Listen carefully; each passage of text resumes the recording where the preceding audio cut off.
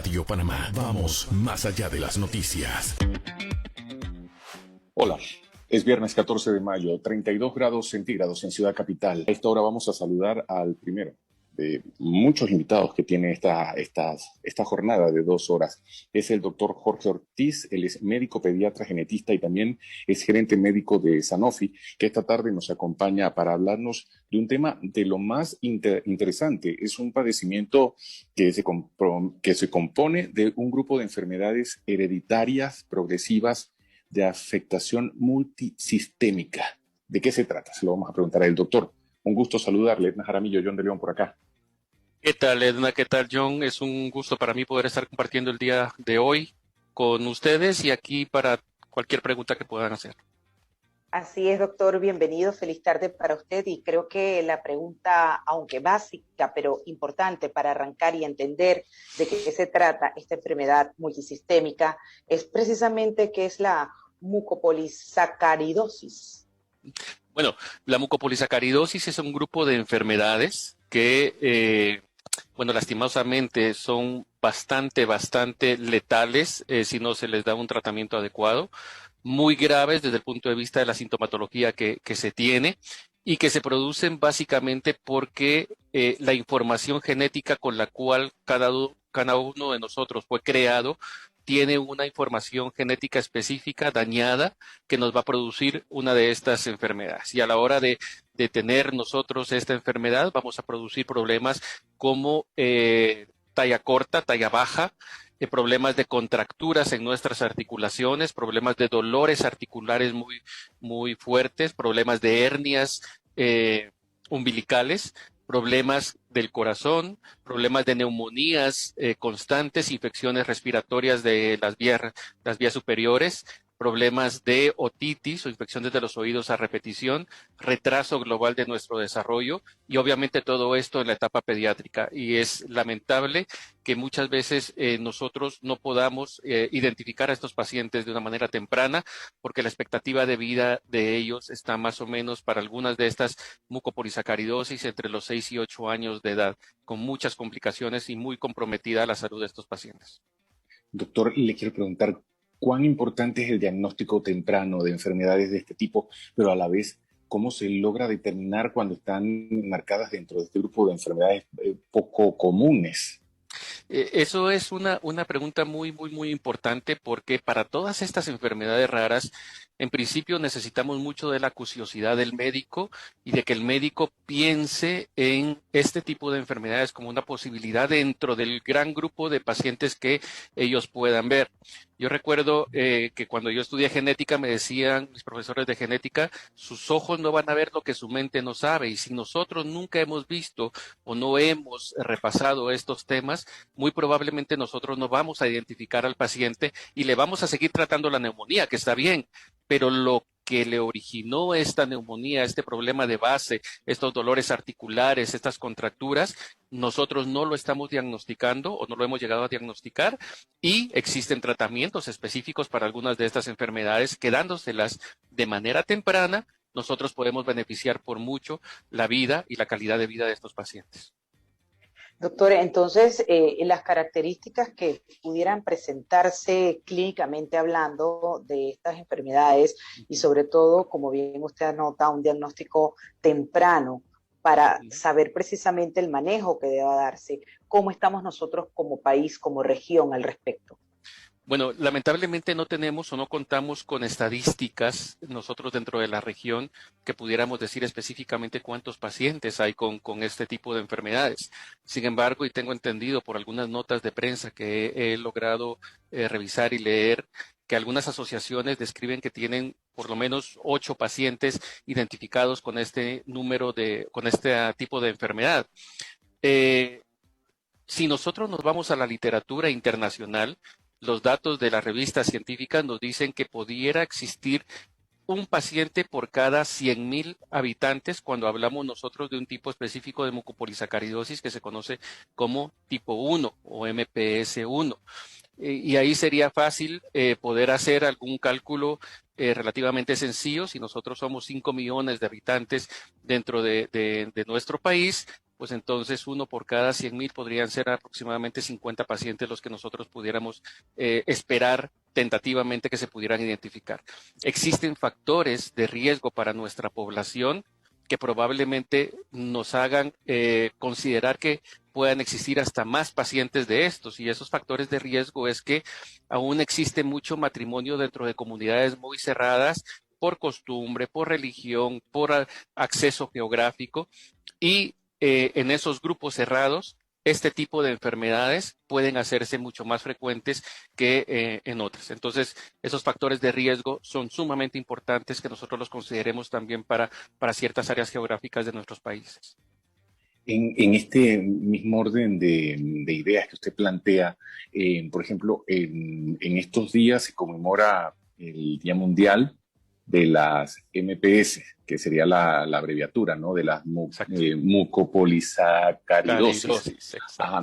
Esta tarea de hacer docencia, como lo estamos haciendo ahora conversando, también es un llamado a los oyentes para crear conciencia de lo que usted mencionaba hace un momento, del diagnóstico temprano, que va a ser la diferencia en que el paciente pueda llevar una vida normal, pero también, por ejemplo, entender los síntomas que van ligados a la enfermedad, porque ya sean amigos, familiares o compañeros de trabajo, el entender lo que padece, lo que sufre, lo que atraviesa esa otra persona, también es sumamente determinante.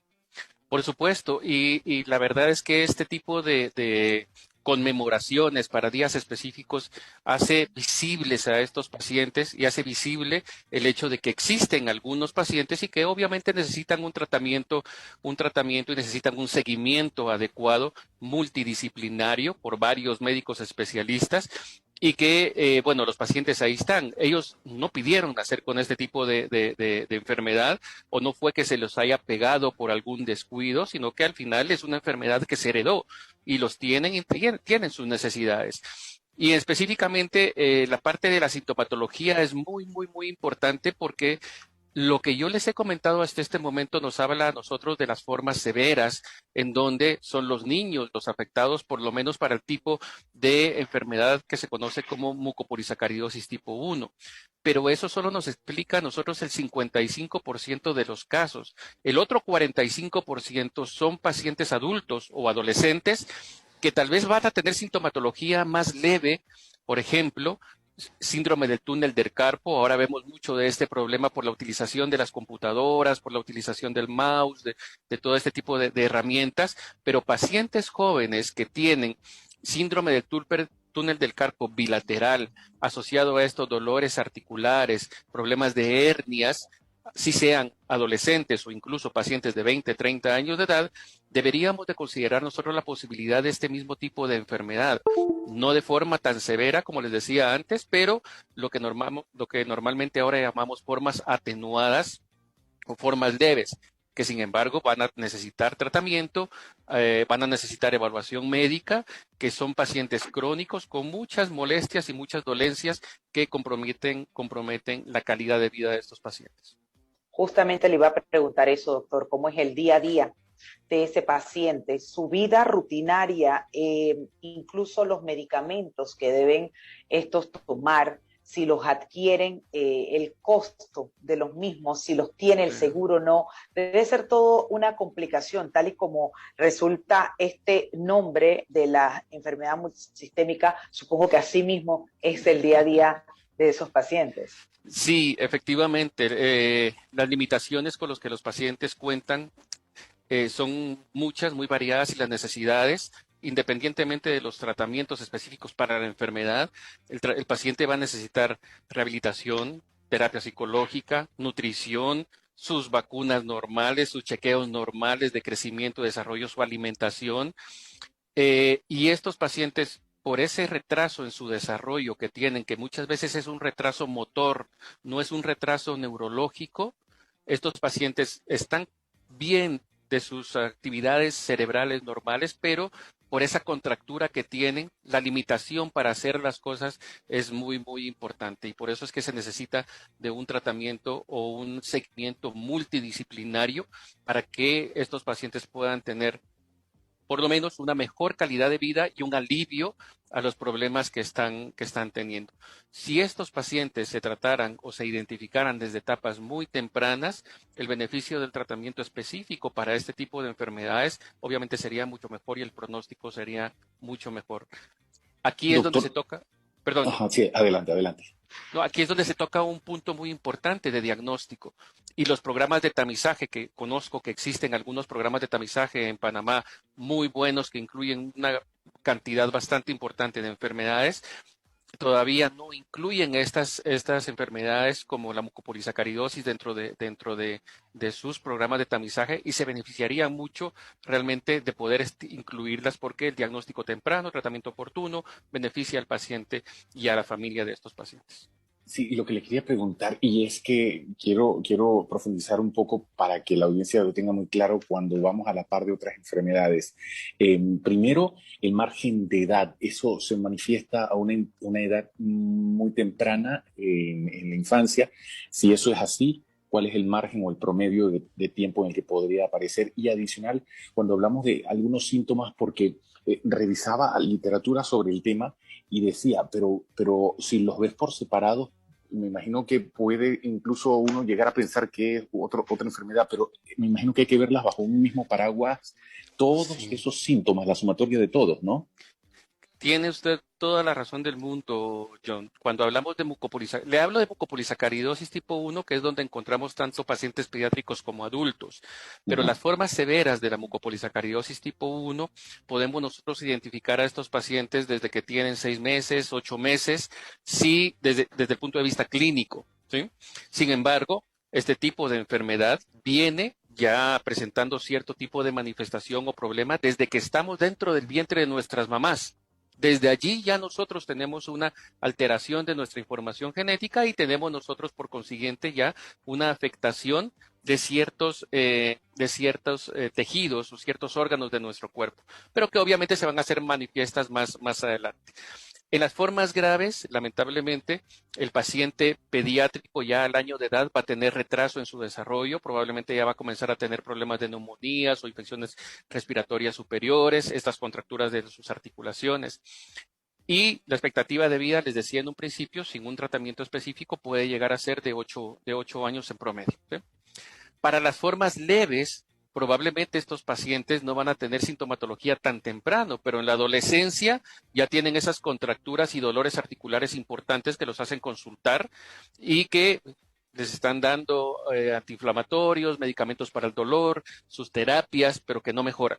Y ese es uno de los llamados realmente que se hace no solo al médico, sino a la población en general. Si nosotros no tenemos un alivio al problema que estamos teniendo con los tratamientos convencionales para este tipo de enfermedades, consultemos nuevamente con nuestro médico o, ¿por qué no?, consultar y pedir una segunda opinión con otro médico de otra especialidad. Edna. Doctor, Bueno. pero con la explicación que usted nos está dando, pareciera que sí, efectivamente existe literatura que ha podido llevar al médico, al galeno, pues, a la conclusión de que se puede tener un diagnóstico temprano. Siendo eso así, mi pregunta que pues me viene a la mente es, ¿pudiera entonces prevenirse que esa enfermedad multisistémica en un paciente avance a un punto que le cause incluso la muerte, como bien usted dijo, y no llegue quizás a tener un poquito más de vida, alargarle la vida y hasta la calidad de la misma? De hecho, sí, Edna, si nosotros primero, si nosotros diagnosticamos a un paciente tempranamente, existen alternativas de tratamiento para estos pacientes y estos según las guías internacionales de tratamiento, que obviamente no las hacemos nosotros acá dentro de nuestros países, sino que vienen de países más desarrollados, en consenso de varios médicos especialistas, expertos con muchos pacientes tratados para este tipo de enfermedades. Existen posibilidades de tratamiento y en efecto el objetivo de todo esto es prevenir que el paciente vaya a desarrollar este tipo de complicaciones. estabilizar la enfermedad, porque de hecho tenemos que ser sinceros también, para muchas de estas enfermedades raras no existe un tratamiento que cure, pero existe un tratamiento que mejora, que incluso revierte alguna sintomatología y que le proporciona al paciente una mejor calidad de vida y que no vaya a llegar a tener complicaciones de una manera tan importante como cuando no se les da el tratamiento. Doctor, ¿hay algunas características a nivel físico, rasgos que van de la mano de este padecimiento? Y también con lo que usted me explica, mirando cuando pasamos a otras etapas del crecimiento del infante, esto va a requerir también el apoyo de otros expertos, o sea que va a ser multidisciplinario el equipo que acompaña al paciente y a su papá, a su mamá, a su familia, a la familia del paciente. Sí, asimismo, John, la verdad es que estos pacientes, por lo menos los que tienen una forma severa, van a tener lo que se conoce como facies toscas, que son unos labios gruesos, una lengua prominente, un cuello que es bastante corto, unos ojos que probablemente puedan estar un poco saltones o salidos de sus lugares normales. Si ustedes pudieran tocarle el cabello a estos pacientes, es un cabello bastante grueso, una piel muy rugosa, muy áspera. Y obviamente lo que más llama la atención con estos pacientes es su talla baja y sus problemas motores o ese problema de contracturas de articulaciones que estos pacientes están teniendo y que les limita demasiado poder hacer cosas o por lo menos tomar las cosas con sus manos. Estos pacientes se ven normalmente sentados sobre el regazo, sobre las piernas de las mamás, esperando una consulta en cualquiera de nuestras clínicas o hospitales y teóricamente es identificable a simple vista cuando ya tienen la enfermedad bien establecida. Pero, nuevamente, lo importante con estos pacientes es el diagnóstico temprano y poder tempranamente llegar a tener ese diagnóstico con nombre y apellido, porque les decía, mucopolisacaridosis es un grupo de enfermedades, pero cuando hablamos de tipo 1, tipo 2, tipo 3, ya son diferentes tipos de mucopolisacaridosis y existen tratamientos específicos para cada una de ellas. Bueno, yo creo que... sí, adelante. No, que a mí me sorprende incluso, doctor, usted sabe que las personas escuchan este espacio y me está escribiendo un médico que incluso para él es totalmente novedosa haber escuchado esto que usted nos está señalando, cómo se aprende aquí, de verdad, y que incluso quisiera saber un poco más de lo que ya John le preguntó, cómo lucen estos pacientes, si es que reciben algún otro nombre o algún otro diagnóstico que pudiera estar equivocado, ojo, porque pudiera ser que aquí tenemos pacientes así con esos rasgos o características. Sí. Estuve también yo revisando en las redes y es justo como usted lo describe, pero ¿será que están recibiendo otro nombre, otro diagnóstico, doctor?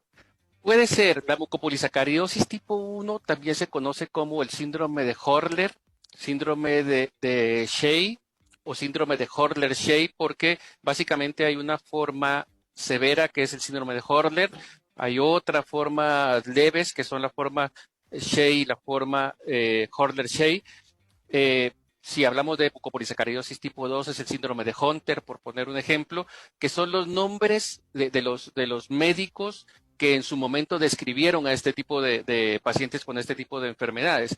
Entonces puede ser que en algunos momentos hablemos de mucopolisacaridosis tipo 1 en su forma severa y hablamos de síndrome de Horler y es exactamente lo mismo, es la misma enfermedad. Puede ser que en algunos momentos nosotros consideremos que estos pacientes no puedan estar dentro de nuestra diario vivir como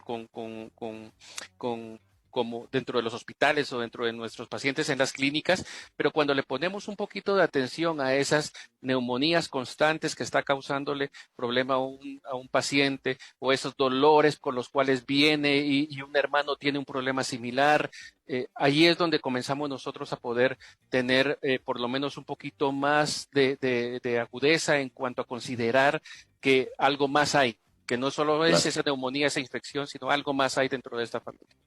Doctor Jorge, le queremos agradecer en el corto tiempo que hemos podido conversar sobre el tema de la orientación. Es importante darle seguimiento a estos temas. Cuando guste podemos volver a retomar este u otra enfermedad, otro padecimiento y compartir y hacer docencia con los oyentes. Así que muchísimas gracias. Muchas gracias a usted, John. Muchas gracias, Edna. Siempre agradezco por estos espacios. Es importante que no solo los médicos conozcamos de estas enfermedades, sino nuestra sociedad también. Y a través de sus medios, pues es sumamente importante poder llegar a todos ellos. Y estoy siempre a la orden. Muchas gracias.